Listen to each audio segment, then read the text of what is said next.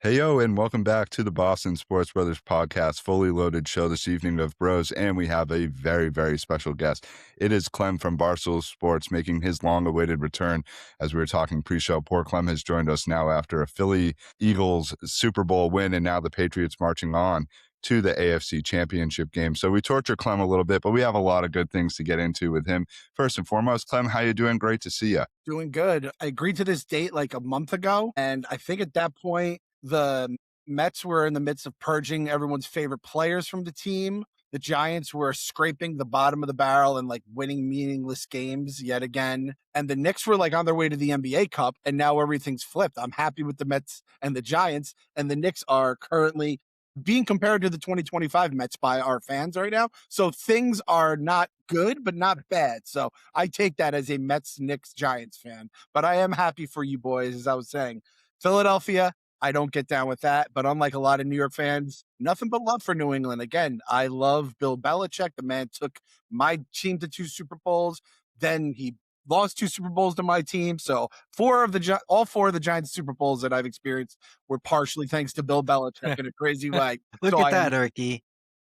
Glass half full, buddy. I got nothing but love for the Pats. And again, like honestly, I don't think I have a job at Barstool Sports if the Patriots don't become a dynasty, because they helped like fund us for the first decade or so. So shout out to you guys. Congrats on the W. Thank you. You've mentioned that Thank you. on several shows that you've been on. It's no doubt Barstool definitely rode the Patriots' coattails as they got started, and Dave and his rise to notoriety and fame has certainly gone along with that. We're following along with Dave throughout. He's sort of like the captain at the ship right now of the fans. But let's get into it. We got fans here. Brothers, how are you tonight? Good to see your beautiful faces as well. Hell yeah, Hey, doing it's well, a happy guys. Monday. Can't complain. All right. Great Let's, to be Plus, if I back. complain, no one's gonna listen. yeah, there is nothing to complain about, to be quite honest. It's a happy snow day, a victory Monday. We'll get into any complaining here in a little bit, but let's start off. No with complaining. That's the one thing I'm going to take from you guys. Jared Stidham's waiting for you in the AFC Championship. Yeah, no, I'm not letting any complaining. we have from no you right guys. to complain. You're right. No, right but- about that, Clem.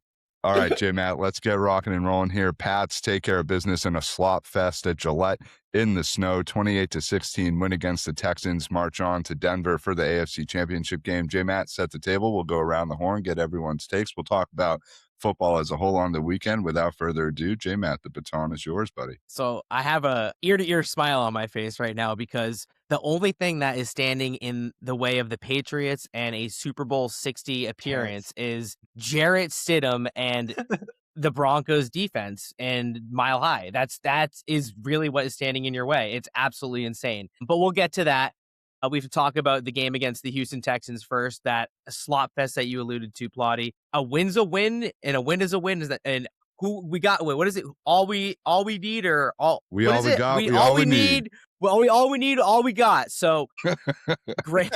Butchered that like hell, but great game in terms of just team camaraderie. I mean, they persevered through what was not a great game, a lot of turnovers, and they came through in the clutch in the third and fourth quarter, and that's a championship football team right there. A team that is, fighting tooth and nail. It looks like it's going to be kind of a runaway after the first quarter, after that first drive where the Patriots went down and scored a touchdown, and everything was looking great. And then the Texans turned it on, and they forced Drake May a bunch of turnovers, as we'll get into. He did not look sharp. But again, when his number was called and push came to shove, he put it on.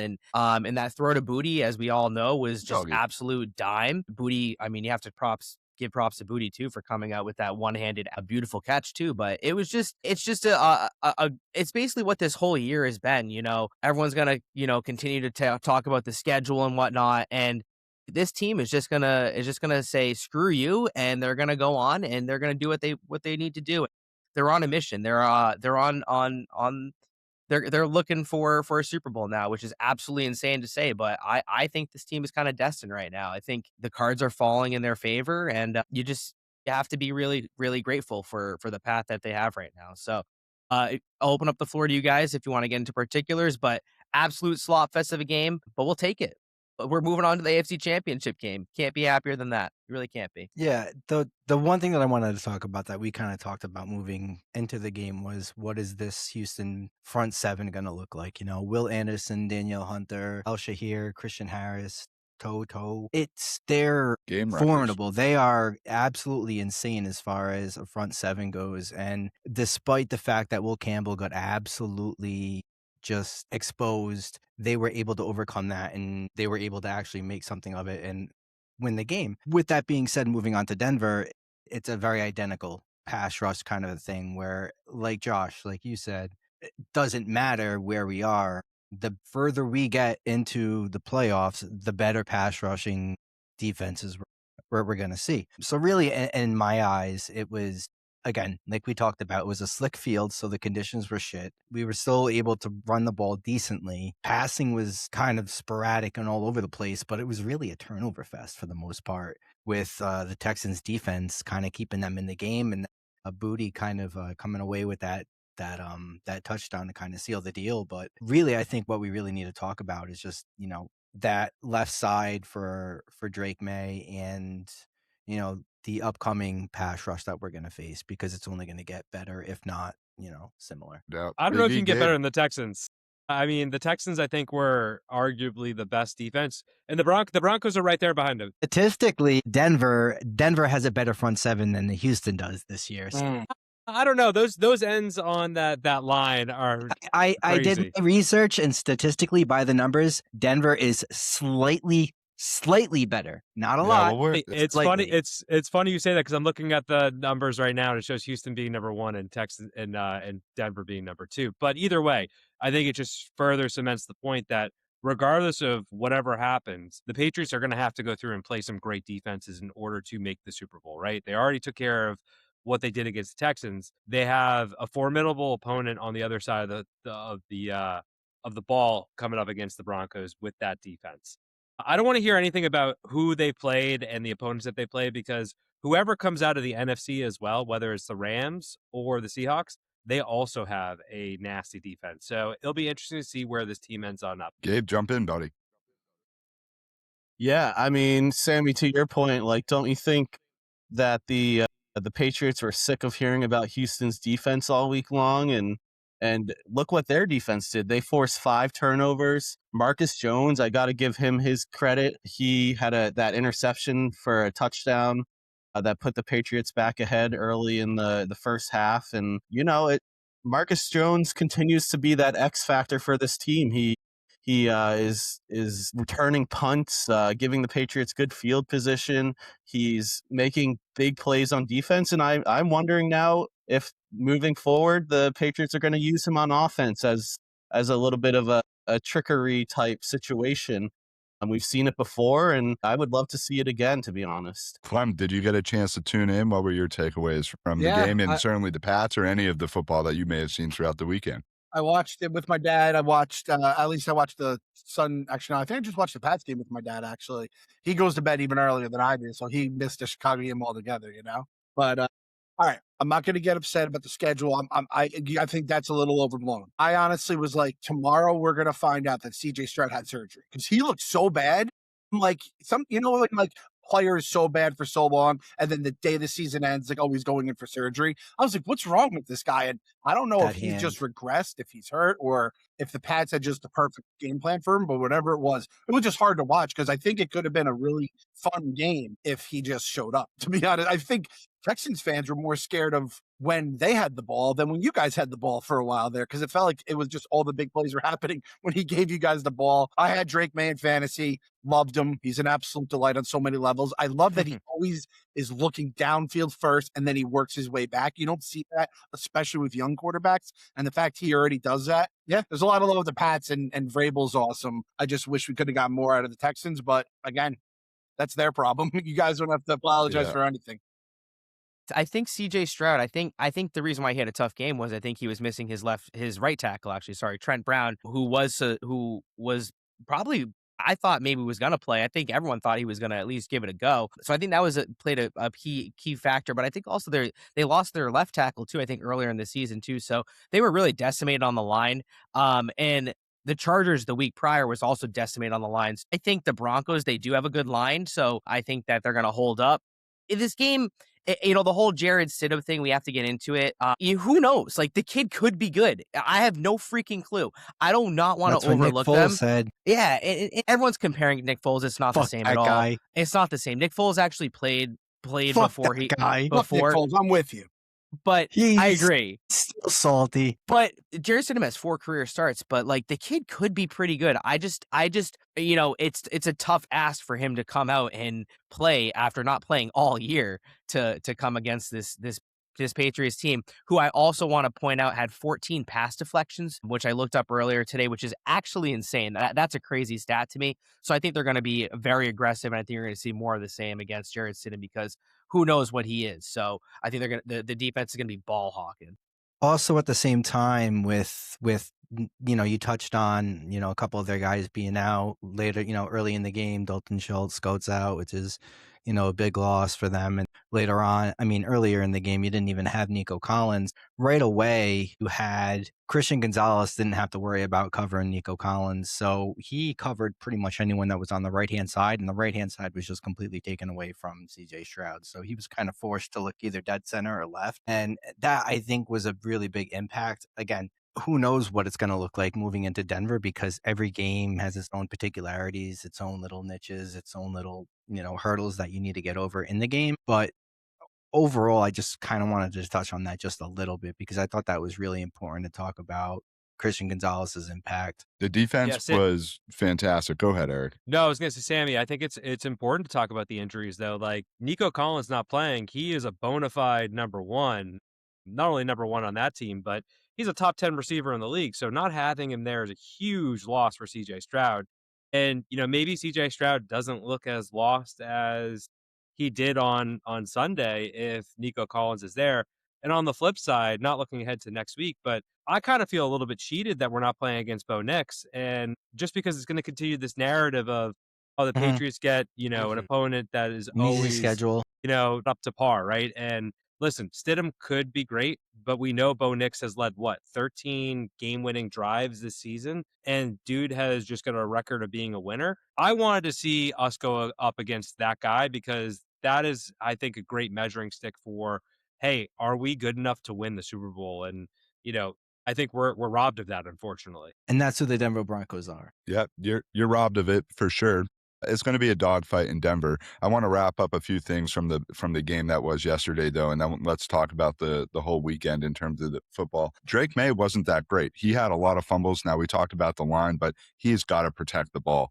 You cannot put the ball on the ground 4 times. Clem alluded to this. You almost felt like you wanted to be on defense at times because of how much the turnovers were occurring, and you're like, and Drake May had the 3 drives where they came away with touchdowns. We didn't talk about it, but Diggs and that grab that he had to make that touchdown happen was unbelievable. And Pop Douglas on a 4th down, first drive of the game, that was big to set the tone. The Gillette crowd getting down there was a shit show here with the storm and everything. And I think once Booty made that catch, the crowd really did take care of business in the 4th quarter to help get them there. Knew a bunch of people that were at the game yesterday.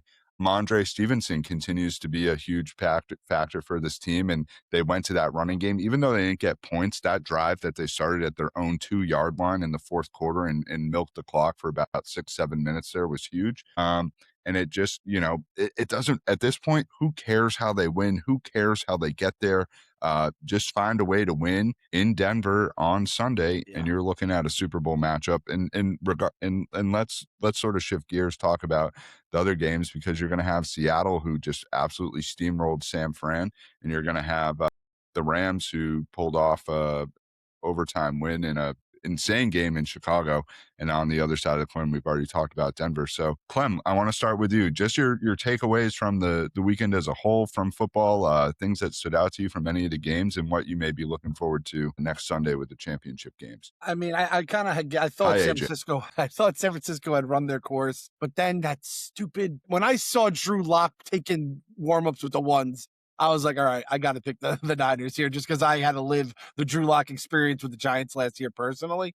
But hey, that Shaheed kickoff made all the difference in the world. That place is a zoo to play in, especially once they get hyped. That defense is awesome, and they just smell blood. And then like the few Niners that were healthy lost it. So you really didn't get to learn a lot from that game.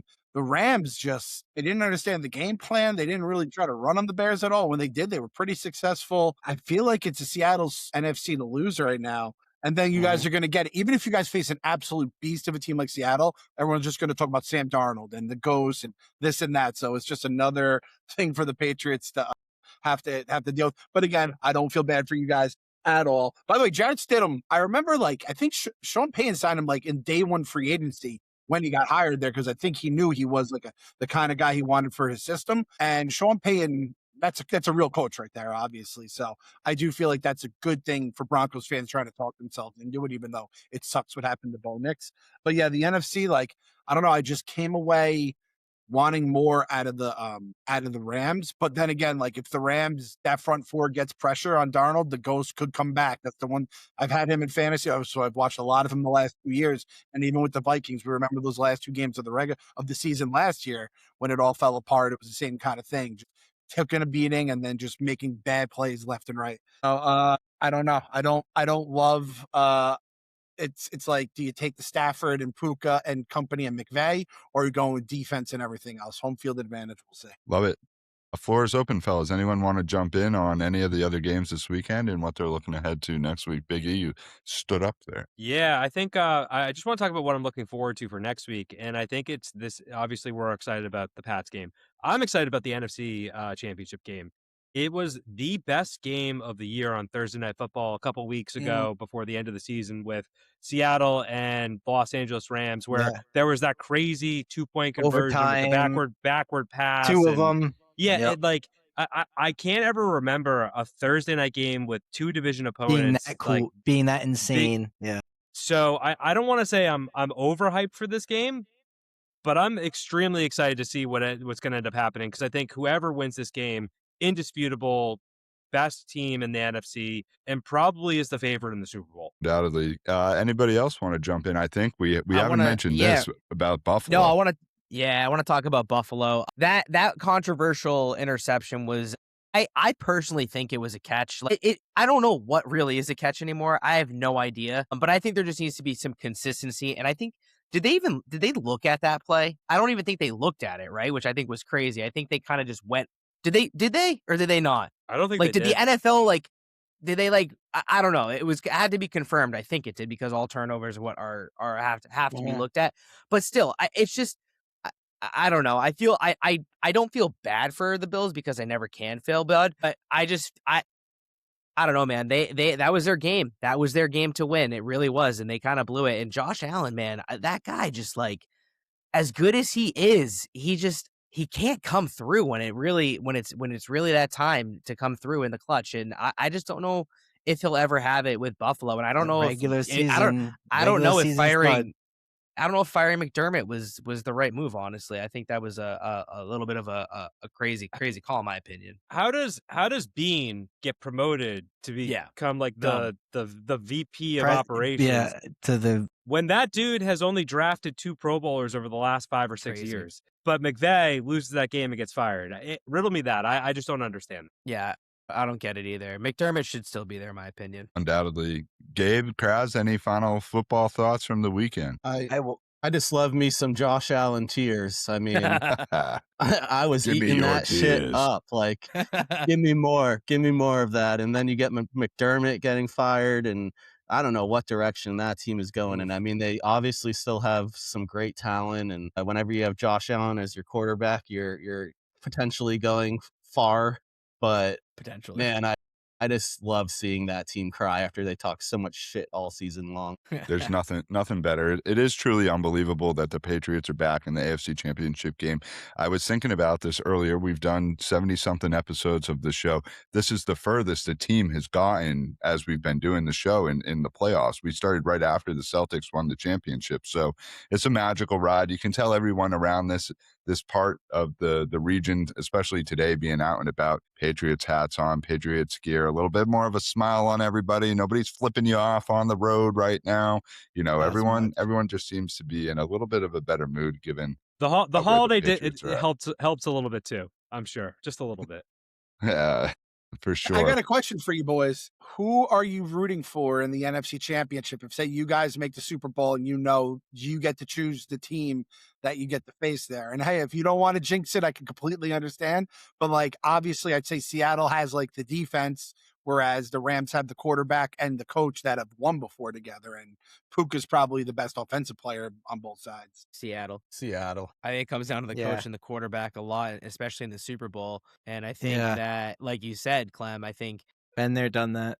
the first time head coach and the quarterback that really has not gone so far, and as you alluded to, also the ghost in New England and his history, I think that bodes well for the Patriots. And the Rams with Stafford and whatever, I forget it. I'm eluding his name. His name's eluding me right now. Their coach. Puka. McVay? Right. No, McVay. McVay. Yeah, McVay. Yeah. I mean, they're just, they've been there before. They've won it before. That you don't want to see them in the Super Bowl. Especially with their run game too, and just everything that they have, even their young tight ends. They just, I would much rather have Seattle, as scary as it looks. I think it's more formidable for the Patriots to actually play Seattle. I feel like the Rams are the better team, like in a neutral site, versus the Seahawks. Yeah. I feel like the Seahawks, if they have The like Seahawks a home at field home. advantage, they're untouchable. But I think they can be beat. Yeah, I think they lost to Atlanta, I think, towards down the stretch at some The point. Rams, yeah. Or maybe that was the Rams. Rams lost in Atlanta, yeah. That was Yes. Yeah, the Atlanta, Rams right? did.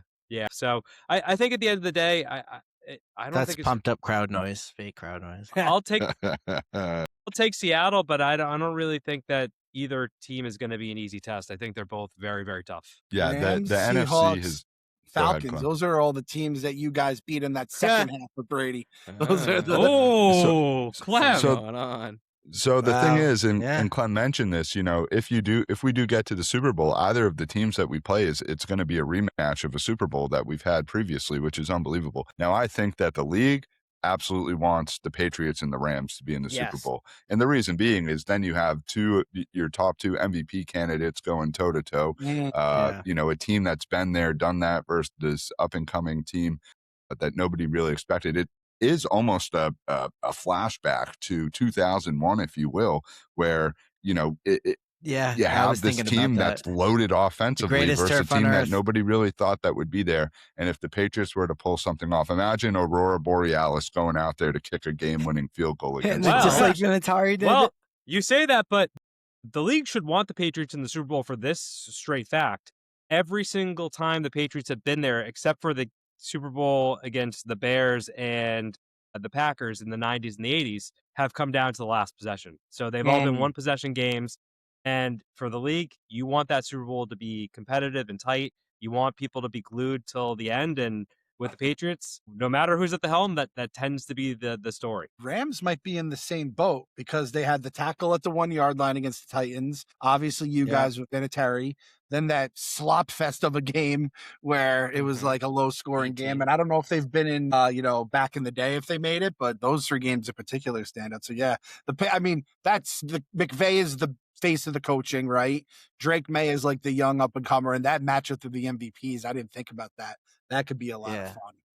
Even the game they played against the Bengals, I think that was close too, right? Yeah, The Rams? yeah, that's right. Yep, Yeah. that was Aaron Donald had that last sack to like win it. Basically, they were going down to go Yeah. for the win. Offense Sacked is him, and I said, "Put the offense ring is on my sexy. finger." Defense is not sexy. Offense is, and that's what the NFL should want is the offensive matchup. Personally, Agreed. Drake May is going to have to play very well in a game like that and protect the ball. One thing we didn't mention is just the Patriots defense as a whole has balled out this postseason so far and deserves a ton of credit, keeping them in games. And they've just been the return of that play by Spillane at the end of the game to sort of interrupt that. It's like, I always feel bad when you're up that 2 scores and it's like 11 or 12 points. And it's like, if they make that play, they're on the 5 yard line with over a minute to go to go in with the onside kick looming. So that was a huge play by him on 4th down. And Patriots march on to the AFC Championship game, right back where they belong, as we've done so many times here in these parts.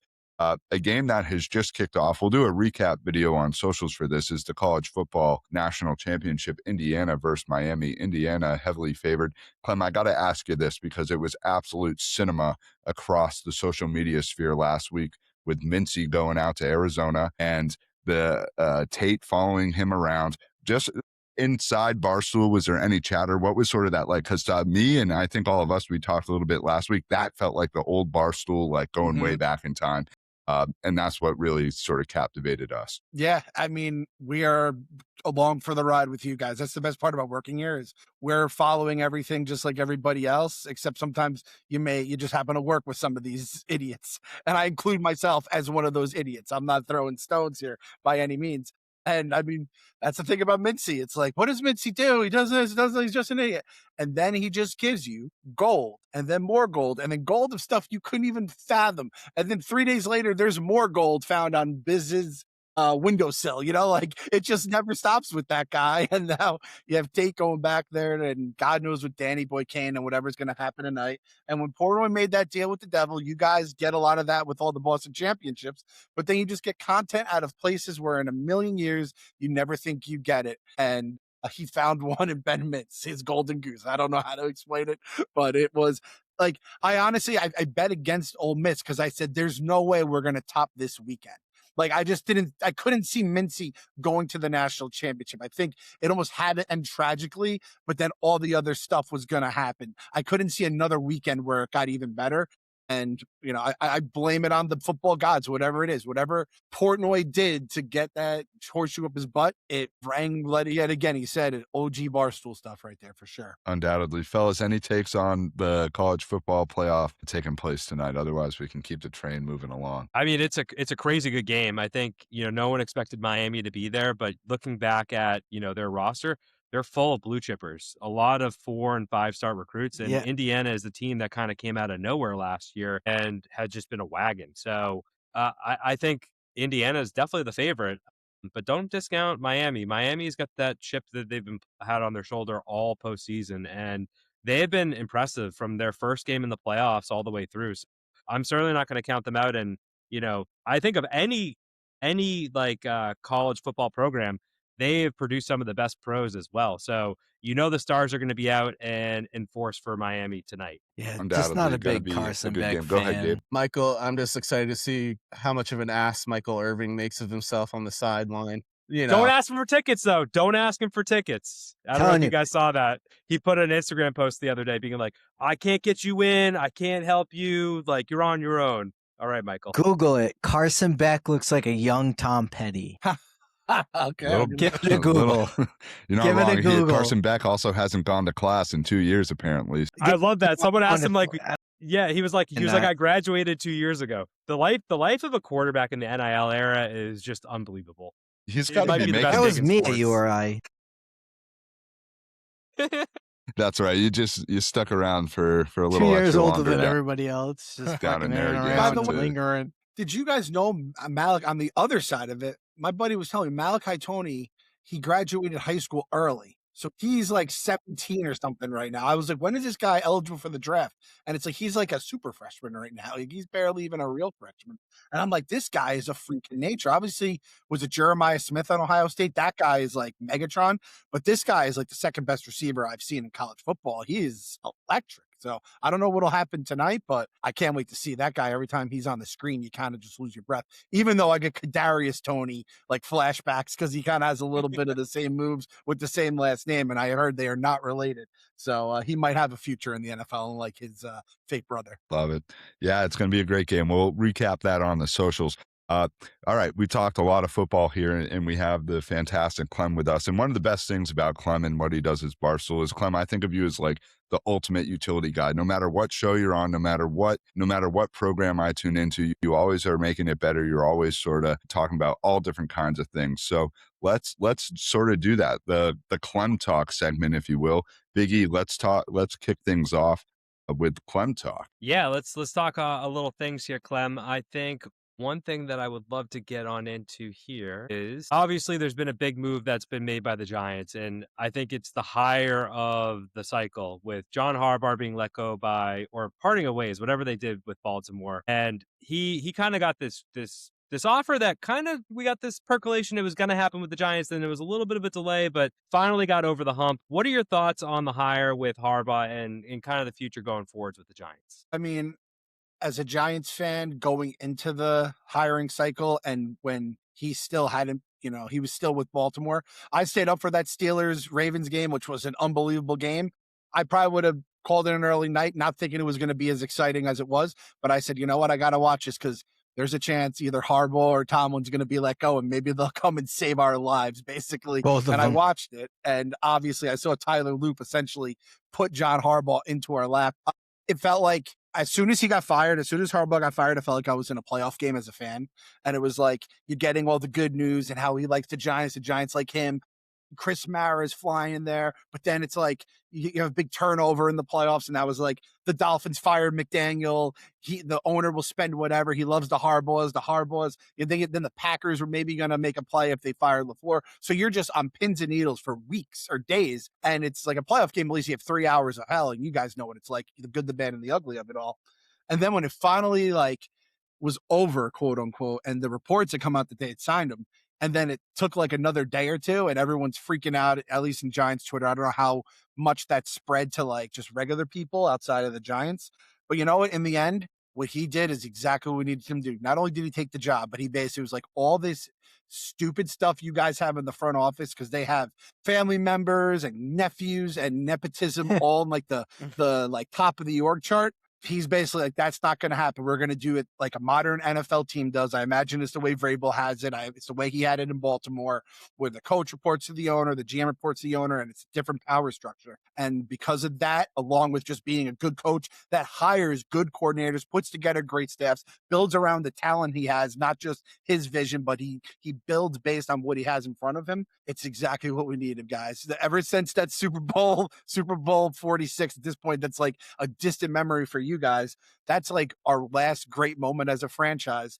And finally, at this point, I could basically die saying, you know what? At least I had my time in the sun. It's over. I got a 7-year-old. This kid loves football so much. And every morning he's like, Dad, we're going to kick the Eagles' butts today. And I'm like, buddy.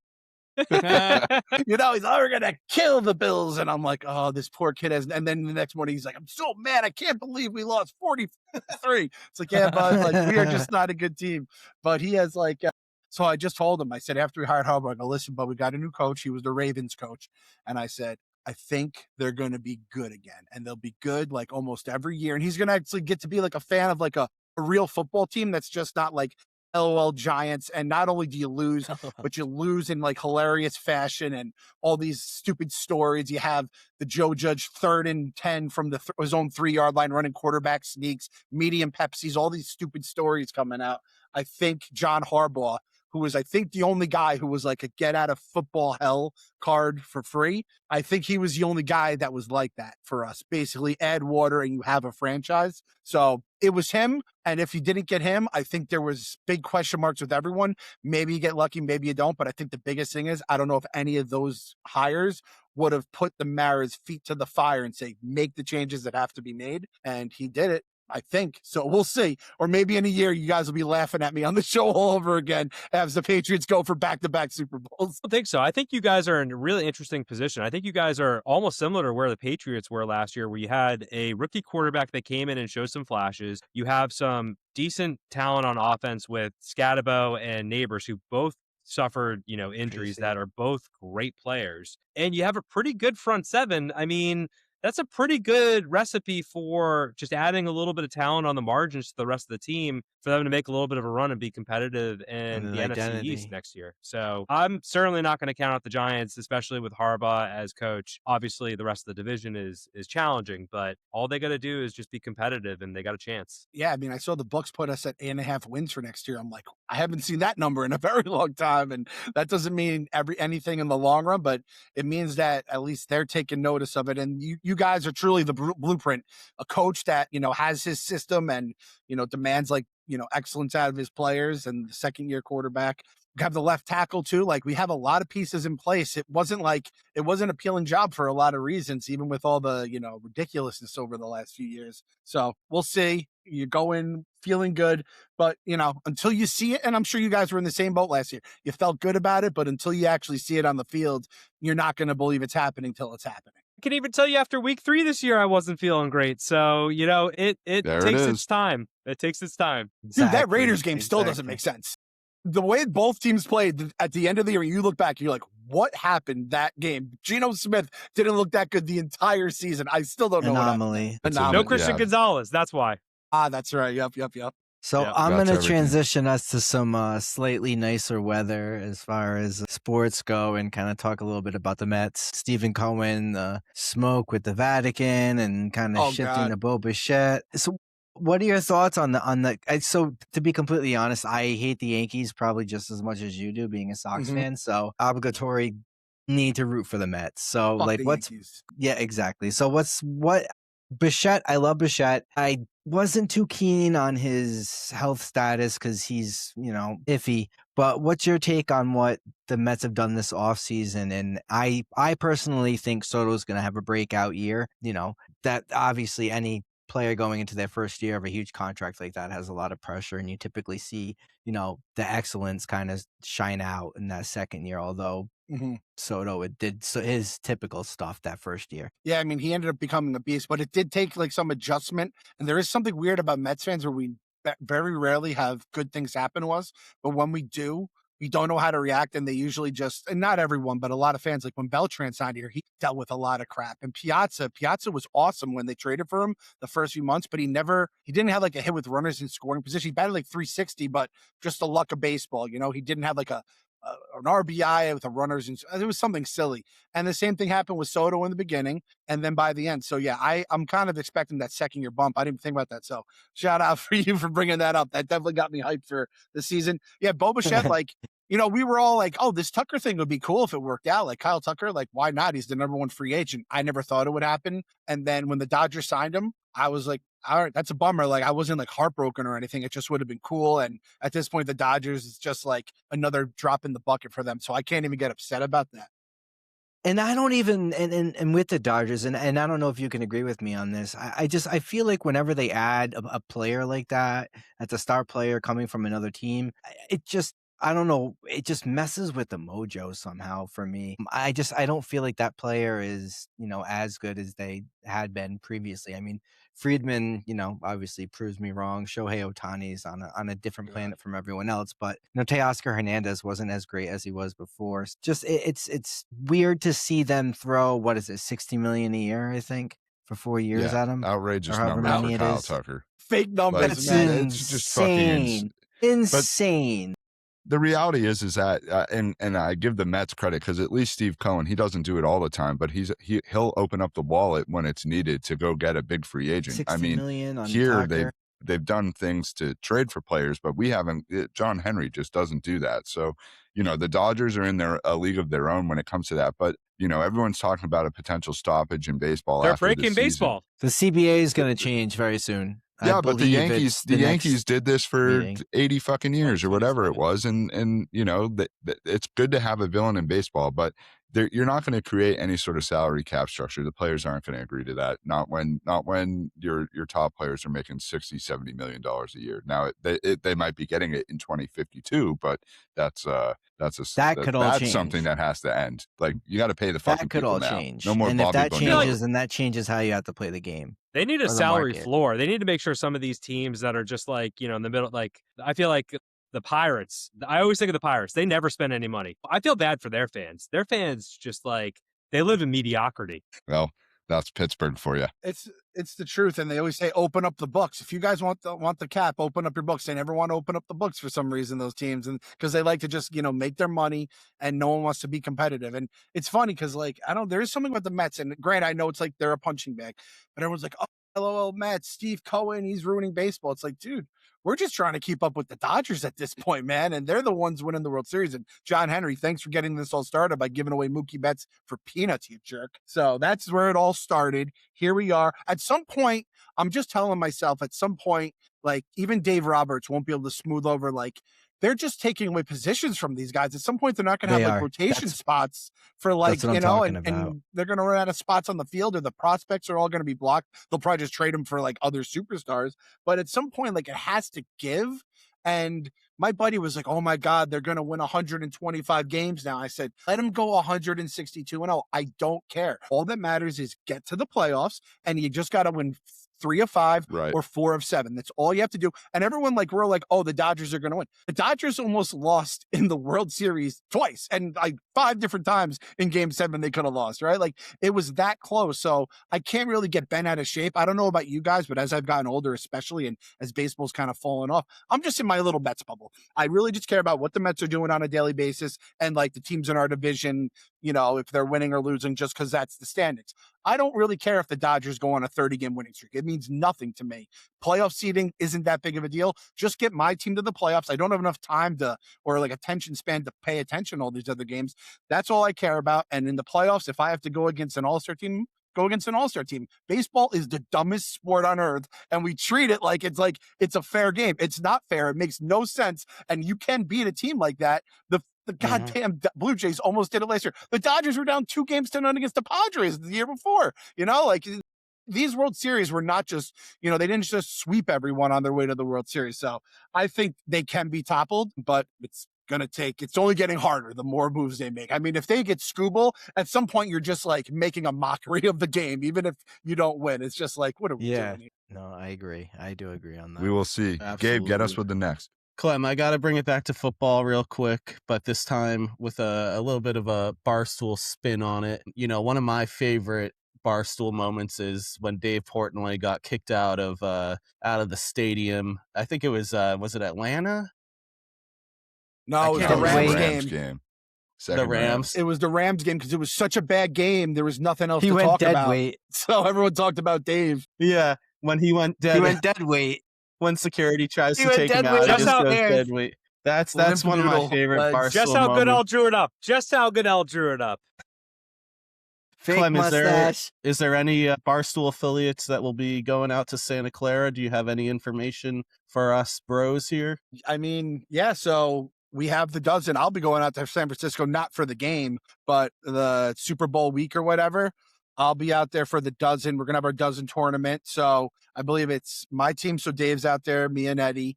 The experts, so Brandon Walker, PFT, and Fran. The Booze Ponies. So Will Compton, obviously no longer at Barstool, but he'll be there playing Feidelberg and Dana Beers. And then I believe, what's the fourth team in that tournament? Shoot. Is it Gruden's team? It's not the Yak because the Yak is done. But yeah, so we're going to have a contingent there. They'll probably have the live Yak shows as well. Oh, they have KB. It's the Marquettes. KB, Nick, and Mark Titus. So there'll be a Yak contingent, a bunch of Barstool people. I imagine Gruden will be. I kind of want to see Gruden mix it up with people. I don't know for sure if he's heading out there, but now that he's in Barstool, I'd love to see him mixing it up. I just love hearing him talk ball with like the other play. It was one of my favorite things is when the Giants drafted Jackson Dart, got to go back and like watch him talk to Dart. He's like, this guy Dart, man, Evil Knievel on the football. He's the best, man. And he's a cool dude behind the scenes. Like you go and meet him, you wouldn't know, Super Bowl champion, one of the biggest figures in football for a while. Monday Night Football announcer, right? All those years, like just a good dude that like looks you in the eye, shakes your hand, and can just BS and likes to have fun. So yeah, there will be a contingent out there. And if that's the thing. The X factor of this all is if the Pats go to the Super Bowl, I'm getting Super Bowl Dave out there, and I never know what's going to happen, especially because like Goodell probably thought he had him off the radar for a few years once the Patriots started struggling, and I was like, I got to deal with this asshole again. Bobby Kraft will put Dave right in his box and say "fuck you" to Goodell. I mean, he was with Dave was in the box with Bob at the game in Tampa, so don't rule that out. And they ain't dragging him out of the Bob Kraft's box, so that'll be interesting. He'll go dead weight anyways. Yeah, They both will. Imagine they drag the Krafts out as well. Just like Bob, you're coming with us. You don't get to watch the team, but. I could very well see that happening. I really do hope that happens because it will be especially for all the new Barstool people, they'll see it in a way that they've never seen it before. J-Matt, let's wrap up some sports talk with Clem and shift to basketball real quick. Yeah, Clem. So we talked about this earlier. The Knicks are kind of struggling right now. They just lost another game, unfortunately, to Dallas, and I think they're 8 in their last 10. And on the flip side, the Celtics are kind of are doing the complete opposite, which has kind of been a little shocking to at least some of us on our side here. So, what's your take on I think I also read that there were some boos raining down this evening from the MSG faithful against the Dallas Mavs. So, What's your take on the season and kind of where it's going, and what direction you think that the season will head in for the Knicks and towards the end of the season? Yeah, to be honest with you, like at first, after they won the NBA Cup, even before they had won it, when they were just in Vegas, I looked at the schedule. I was like, oh, this came at the worst possible time because they had a couple back to backs, and like some of them were even on the road, and some were against like challenging teams, some weren't, but. It was just like you guys know with the NBA, you can just like schedule losses like that. I saw it coming, but we're past that now. Like I can't say that January 19th at this point we are past that. So I'm starting like there's some real problems, whether that started during that streak and now it's carried over.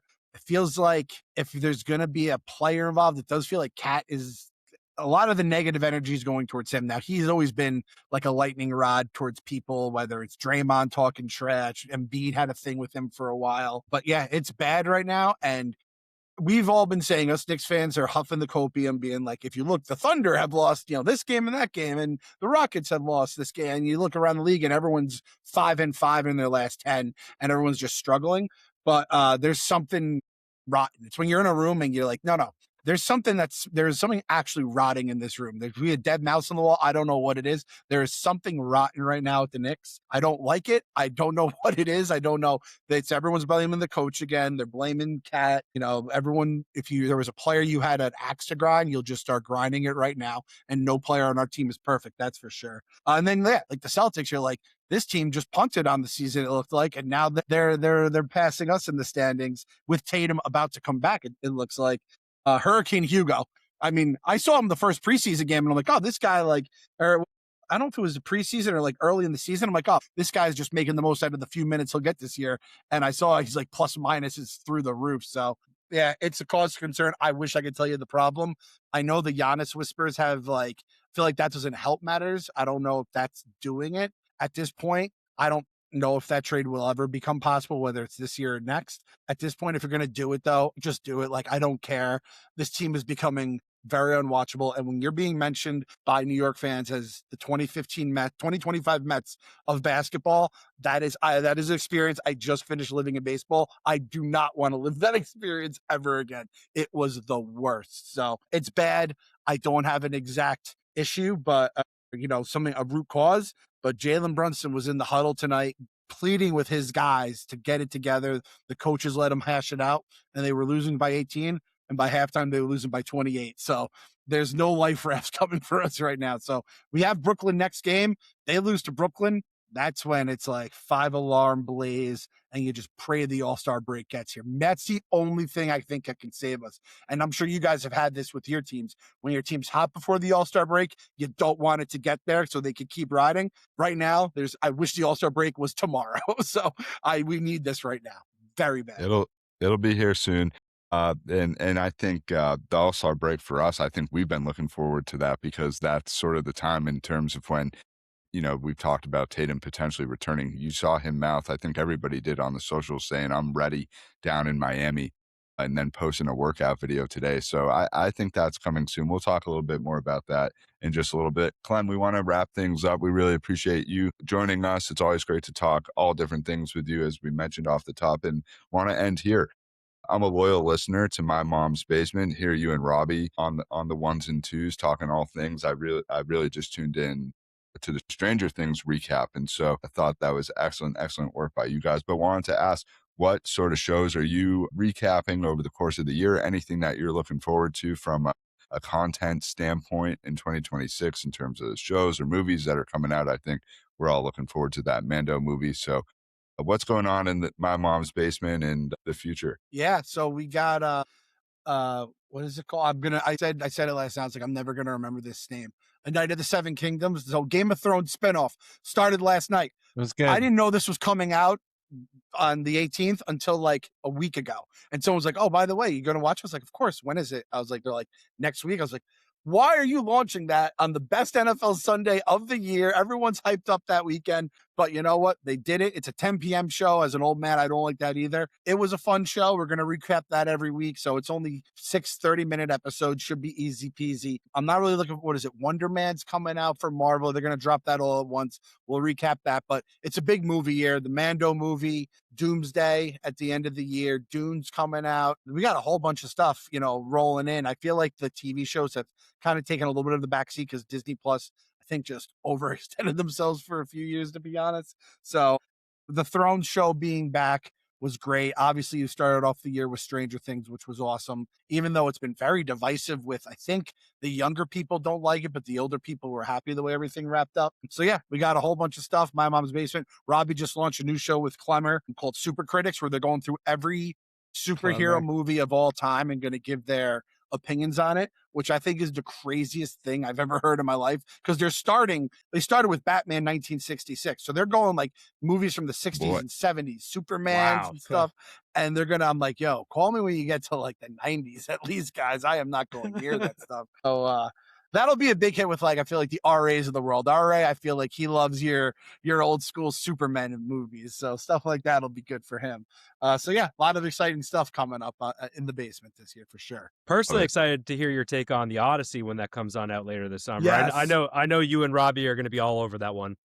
I was just looking up IMAX screens in my area and being like, all right, if I can't get to Lincoln Square in the city, and I'm looking up, it's like, this is a good one. Guys know about the LIMAX. It's not a real IMAX, all that stuff. I'm becoming like some sort of like a movie screen nerd. But nerd stuff, I remember that in 6th grade history, we learned that story, and I was obsessed with the Odyssey and obviously the whole Trojan War and all that stuff. I thought that stuff was awesome. So that cast to this day, when they were just coming out with a different name every day, and I'm like, are you serious right now? Like, it was like the Dodgers. You're essentially the Dodgers of the movies. You know what I mean? At some point, when is enough enough? So yeah, that's probably like the movie I'm actually looking forward to the most is the Odyssey, whereas Doomsday is the one where I'm most intrigued, because I feel like it could be absolutely terrible, or it could be like, oh wow, that actually is pretty good, and we're back on track here in Marvel, which I'm not holding my breath on that right now.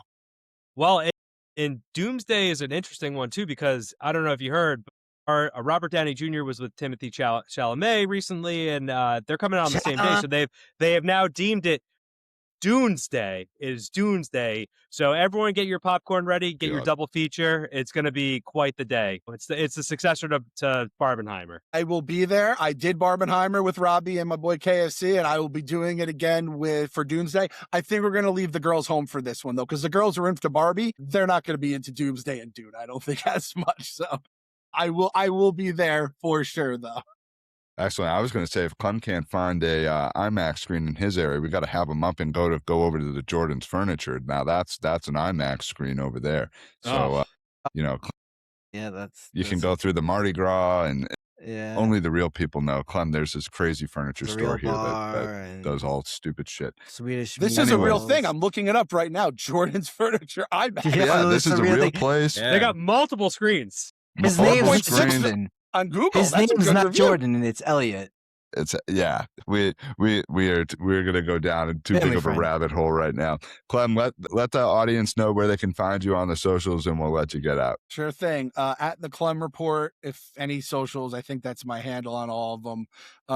And then My Mom's Basement on YouTube. For the Mets fans, We Gotta Believe is our podcast for that. And basically Barstool Sports, Clem, anything I write or whatever is on there. So it's getting a little happier. I'm writing about John Harbaugh hirings and Bo Bichette signings instead of like some of the sadness I've been writing. So, and shout out to R2D2 for getting us good today, man. He's firmly planted on a little shelf over here, and I got the monitor, and I got a new laptop, so I'm good to go. R2D2 is gonna, as soon as I'm done with school, I think R2D2 might be going into the trash. I mean, biggest win today. He's not at the bottom of the Charles River. We thought that's where he was going to be last year. Charles. Now that was when it was the one computer, and then now I'm hooked up. I got 3 computers going. I'm good. He's got a new droid over there. He's been new and improved. Yeah, this is C3P, the boy. Great way to end our time with Clem. Really appreciate it as always, Clem. We'll see you soon. Have a great time out in Santa Clara. Be sure to tune into everything Clem's doing over at Barstool Sports. We'll see you soon, Clem. Take care. Good luck with the dozen. Let's get you over to the fans for a Nets game. I'm planning on it. I got the little man. I got to show him, the great, cathedrals of baseball. So for sure we'll get up there, boys. You guys be good. Let's see what we can do for you. Let's see what we can do for you. All right. Awesome. We'll be in touch. Thanks for the good luck. Thank you, sir. Good seeing you, Clem. See ya. All right. The great Clem of Barstool Sports, almost an hour with him. Really appreciate his time. Gabe, let's talk about the Bruins and things going on in hockey. Let's rip through some Bruins and everything going on. Take it away. Bless Got you. a frog in my Hairball. throat today. The Bruins, they're looking good again. They're looking good. They've won Roller coaster. six straight wins, 8 of their last 9, and they're beating Unbelievable. legitimate teams. I mean, they took on Detroit and they beat Detroit, which is above them in the standings right now. They beat Seattle. They're looking good. So I'm feeling confident about this team. I'm wondering what you guys think with the trades are starting to pick up a little bit. There was a huge deal with Rasmus Anderson. He's a defenseman that plays for Calgary. He got dealt to Vegas. I think it was yesterday. So I'm wondering, just a question out to you guys. Do you think the Bruins are going to be buyers or sellers at the trade deadline, or do you think they just stand pat? Stand pat. I hope they stand pat. I just don't want them to forge their future. I mean, I think they're doing a really good job of retaining picks and building what they have up in what Hagens and all the other guys that they have in the pipeline. I don't know, man. Stand pat. Don't buy. Don't ruin your future.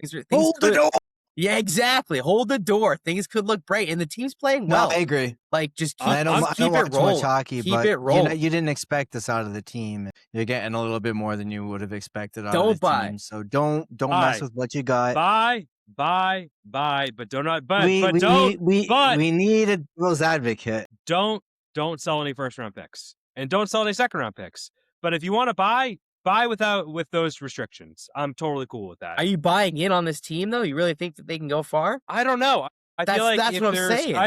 But here's the thing. I feel like if there's any league where you get in and you can make a run, it's the Stanley Cup Finals or Stanley Cup playoffs. So, like, I think, this team does have talent. I don't know if they have it for the long run, but depends on who they add and what they have to give up. So I'm not going to say definitively don't make deals. We shit on Don Sweeney all the time, but I think we all agree the one area that Don Sweeney is really good at is he's really good at winning trades. So I do want to see what he's able to do. And I think if he can live within those restrictions of not trading any of these picks, because like this Toronto first round pick could end up being if he trades a gold mine. Future picks. I mean, if he trades for future picks too, I'm not upset. He could sell, he could buy. I just don't want to sell any first round picks or second round picks. That's where I stand right now. But if they want to add to the talent, they can do it without doing that. Go for it. Love it. I mean, the Bruins have been on a roll. It's been fun to be into them over the past couple of weeks. I want them to make the playoffs. I don't care if they buy or they don't buy, really. I just think that for a young team to try and go on any sort of run and get that experience, given you didn't know if they were going to get there this year, it would be vital for the team. Gabe, I think we got to talk about a pretty big moment that happened last week on Thursday night. Let's set things up for us on that. Absolutely, yeah. Last Thursday night, we had Chara's retirement ceremony. I'm not sure how many of you guys saw that, but it was just an absolutely incredible moment for Chara, for his family, for the Bruins organization, for us as fans. It was one of the like most well done productions I've seen in a long time, and I think Boston just always does it right.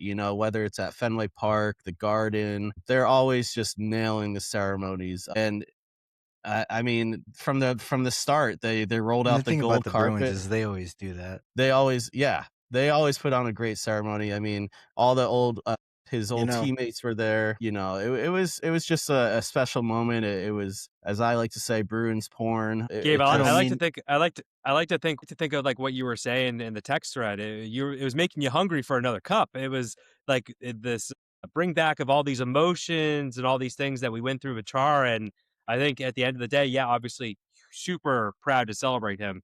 But I think it also made apparent the fact that we're cup hungry. Like, we need another cup. We are very cup hungry. I'm sorry more. if my internet is being a little shaky right now, but yeah, just seeing the Chara kind of lift the cup, and it makes you want more. And this team unfortunately is a little bit further away from that than we'd like to admit, but it's just I'm hopeful He's for in the the future, sticks. and I want to see Out it. there in the sticks. Hey, He has officially entered the Mm-hmm. wilderness. Tell the kids to get off Netflix. Yeah, tell them to put the Stranger Things Cut away. off the Wi-Fi. No, the Bruins have been great. The retirement ceremony the other night was A+. Really well done to integrate, the old folks that have been retired and who had numbers out there was great. The 2011 team being back, and then I thought the best moment was the teammates walking out the number to be hung up into the rafters. I thought that was awesome, and he didn't even break throughout it. He didn't get emotional. And he was a force of nature out there. He was one of the best people to be able to root for and play, or best people to be able to root for and see play, should I say. Any wrap up on the Bruins, fellas? Otherwise, we can get the Bull Gang out here and keep this thing moving over to the hard floors. What am I saying? Parquet. Yeah, let's put the parquet on the floor, and let's talk a little Celtics. No We're gonna condensation.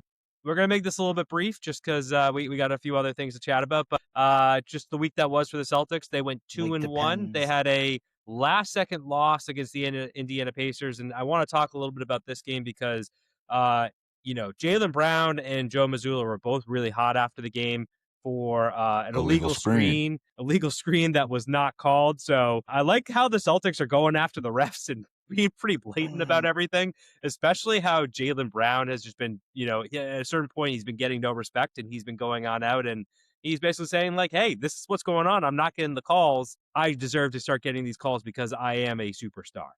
I Sam, agree with it you. looks And like you have something you want to say there. I do agree with you. He does deserve to have that, but what really ultimately lost him the game, and you can look at the stats, are they went 9 for 35 from 3. And you can say illegal screen all you want, but if you're going 9 for 35 from 3, you're going to lose the puck. 100%. Like they have no one to blame besides losing that game, besides shitty shooting that they weren't able to produce. But I do think there was a call that impacted it. Joe shouldn't just let a last second call that impacted the game just go by. So I respect him for that. I agree.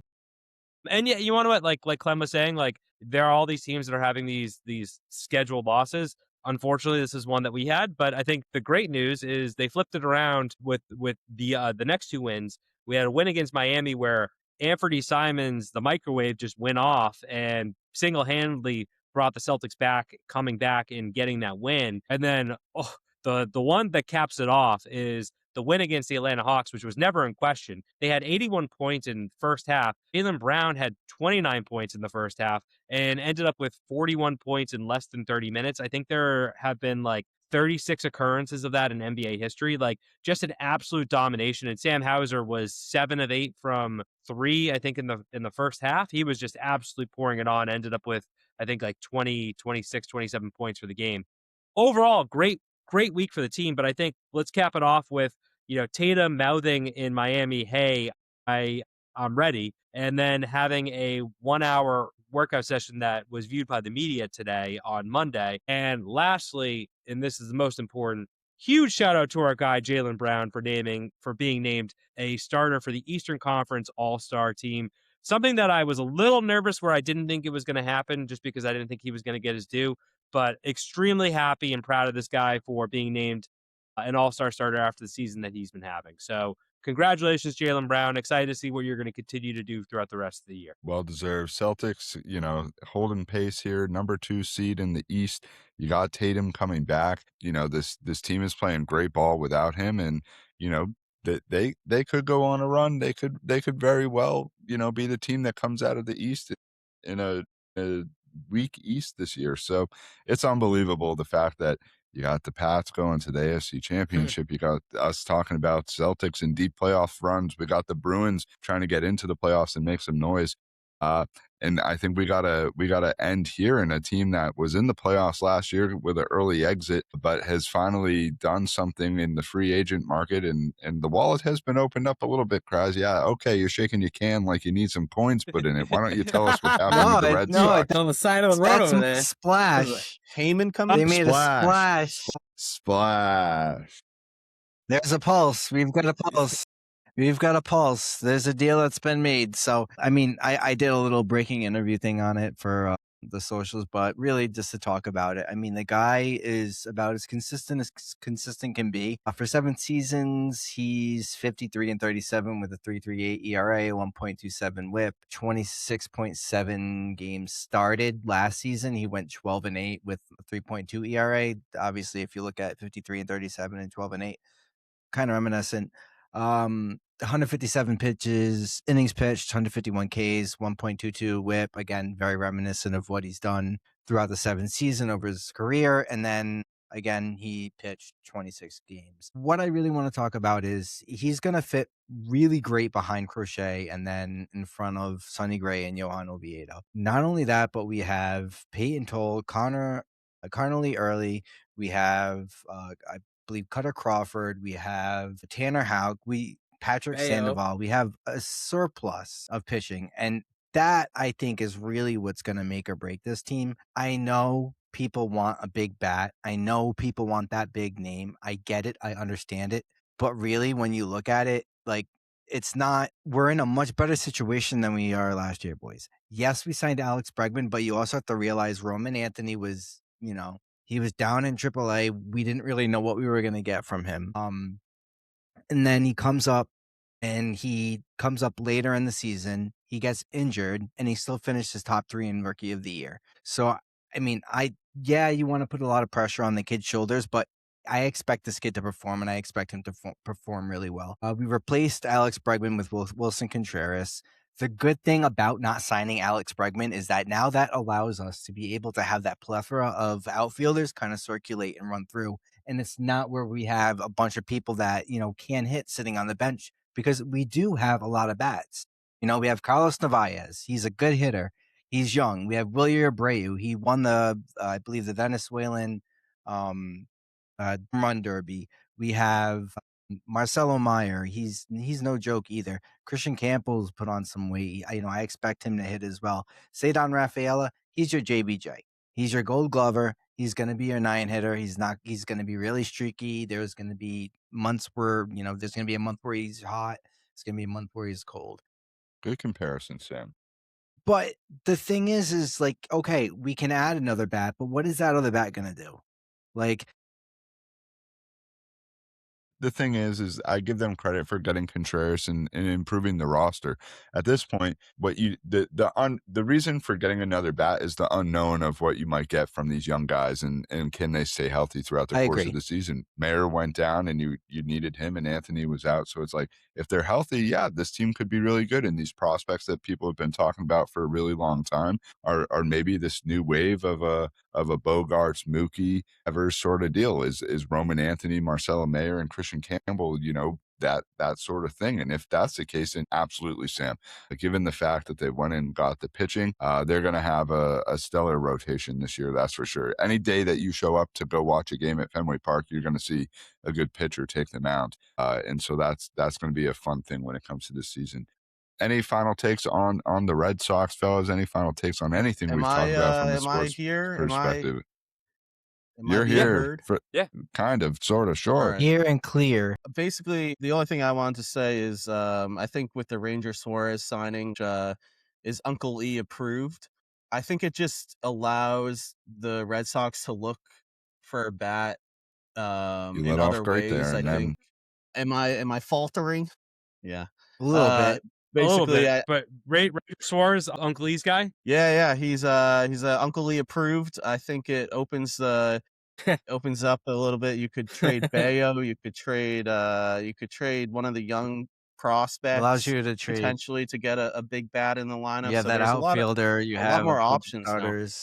There's definitely ability. Biggie, do you want to jump in with a final thought? Yeah, just my last thought here is, like, I just think they need more power in the lineup, and I think, like, the rotation is awesome. I think no one can deny that the rotation is set up to be successful. I think just looking back at last year, I was looking at some numbers, specifically power numbers, because we all love the long ball, right? The Sox were pretty middle of the pack. I think they were 15 in the league for what they hit. So and power's not everything. Like, getting on base is obviously huge, whether that's walks or through just putting the ball in play. But would love to see a little bit more power come through on this lineup. So I think that there are still some ways that they can get some more power added into this lineup, whether it's from guys that they might have on the team that might be improving, like naturally, like a Roman Anthony or a Marcelo May or some young guys, or potentially via trade or signing. I don't know if there's anybody that's out there so that could be a signing that we could look at, but there's Eugenio definitely trade Suarez. opportunities.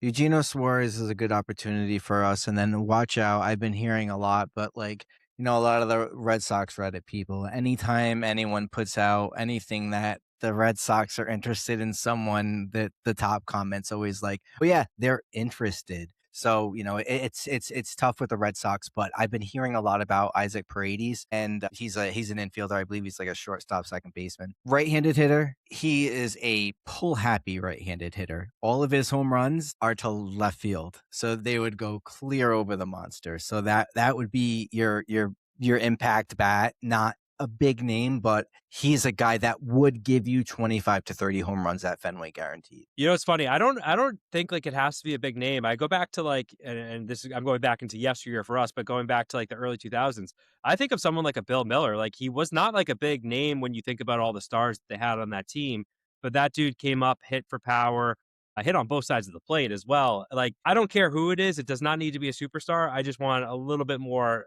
oomph in the lineup because I think it will help them in the long. There's your flashback of the day there. Bill Miller, AL batting champ 2004. Big member of that team for sure. All right, that's going to do it on all things sports. Big E, it's that time.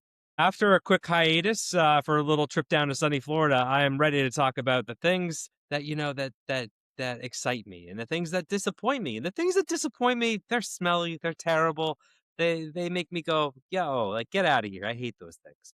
And there are the things that are stupendous that make me get up out of bed and let me go and scream from the rooftops, yeah, who's gonna or yeah this week? John Henry, you took the week off. I'll start off. My Professor Avalere, I believe, I'm not 100% sure, but I'm obviously in nursing school.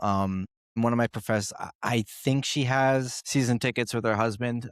She constantly talks about the Patriots. But for our exam this past week, the password was I love Drake May. And I just was like, fucking right, I do. And killed that test, obviously. But I have to give a shout out to Professor Avalere if she's listening. Probably not, but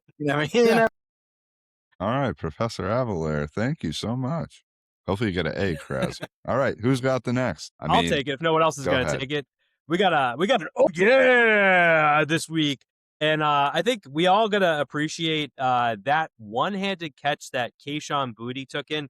OBJ, who, like, the ability for him to come down, bring that to his body, have no question that he possessed the ball. And with the defender's arm right there with him the entire time, just unbelievable effort and unlike any catch that I've seen in a long time. And the crazy thing, too, is the Stephon Diggs catch that was made earlier in the game. If Kayshon Boutte had not made this catch, this would be the catch that everyone was talking about. So I think that's kind of gotten buried here. But two amazing catches by Patriots receivers. Also want to give an oh yeah to Drake May for making those throws right on the money for both those TD catches. Also, one more oh yeah to Ann Michael May, who I guess apparently her favorite baseball player growing up is Big Papi. So maybe it was, you learned that baking cookies with her, Sam? Yeah, actually. I didn't know. It was David Andrews baking cookies. And you know what? A lot of us guys here are going to learn how to bake. Hey, that's right. I love to bake. And you want to what? David Andrews said the worst thing about being retired this year is not having access to Ann Michael May's cookies. So he said that her baked goods. Well, now he definitely has access. Oh yeah, he's got full access. He's baking with her on the show, so he's got access now. Undoubtedly, she's exploded. The Queen of the North. Queen of the North and Michael May, all hail the Queen. One thing in terms of wide receivers that we didn't touch on is Mac Hollins may return for the AFC Championship game, and that would be big. We did not. That would be a big weapon to be able to return. Return of the Mac. All right, well, Big E has the radio on in his car, and we're going to park that fucking car because I don't want to hear Big E sing anymore. So let's wrap this thing up with the Pike. I love you, buddy. Let's start. J-Matt, what are you looking forward to in championship weekend in the NFL? I mean, again, Jared Stidham standing in the way of the Patriots for another Super Bowl appearance, which is actually insane. You guys have to play solid game. You have to score points. Your defense has to do what they continue to be doing. all playoff long, which would just be stout. And yeah, I mean, again, as a Patriots fan, you want Seattle. I think you want Seattle. You want the first-time head coach, the unproven quarterback there. But yeah, we'll see what happens. It's going to be a very interesting Sunday, and looking forward to it. Go Pats. Forward to it as well. Gabe, as we approach Sunday, we'll be tuning in to the Bruins. What do they have on deck this week? We got actually some really good games at Dallas. Then they are at home against Vegas, and then Montreal comes into the barn. So Montreal. wee. Yeah, I think we'll see who has the bigger wee that night. Very good. The Big E, Celtics, will also be tuning into them throughout the course of this week as we head into Sunday. What's on tap for them? Yeah, they got a game going on tonight against the Eastern Conference leading Detroit Pistons, so a big test for them tonight. Hopefully they're able to pull that one out. And then later on this week, to close it on out, they are hosting the Pacers on Wednesday, and a back-to-back on Friday and Saturday against the Nets and Chicago Bulls. Game of the week obviously has to be the Detroit Pistons one, but kind of looking forward to the second half of the back-to-back against the Chicago Bulls on Saturday, seeing how they do. Nice little appetizer for us the day before Championship Sunday. Undoubtedly. So we'll be tuning into everything throughout the course of this week. And Kraz, almost a month away. What are we looking forward to? Not even a month away. I got dates on the board. We got dates a game on the board. Oh boy. February 21st, spring training game against the Twins for the Mayor's Cup. I don't know if you guys know about the Mayor's Cup. I'll break it down for you really quickly. The Sox and the Twins have been going back and forth for like probably well over a decade now in spring training, and they have this little competition called the Mayor's Cup. So yeah, looking forward to that. Guys, it's the greatest rivalry in sports. That's the Twins versus the Sox. Maya Wu versus Maya Waltz. Yeah. Jesus Christ. We're not going down that road. That could be that's a whole other podcast for you. All right, let's wrap it up. Car is officially parked in the garage. That's going to do it for us here on the Boston Sports Brothers podcast. Big thank you to Clem for being with us for almost an hour tonight, talking all different things, NFL and around town, and really just a great conversation with Clem. Really appreciate his time. Fellas, great to see you as well, near, far, wherever you are. Thank you for tuning in to the Boston Sports Brothers. We'll see you next week with a ride to the Super Bowl, hopefully on the way. Pats. Let's go, Pats. Let's go, Pats. Go Pats. Victory pod. Yeah.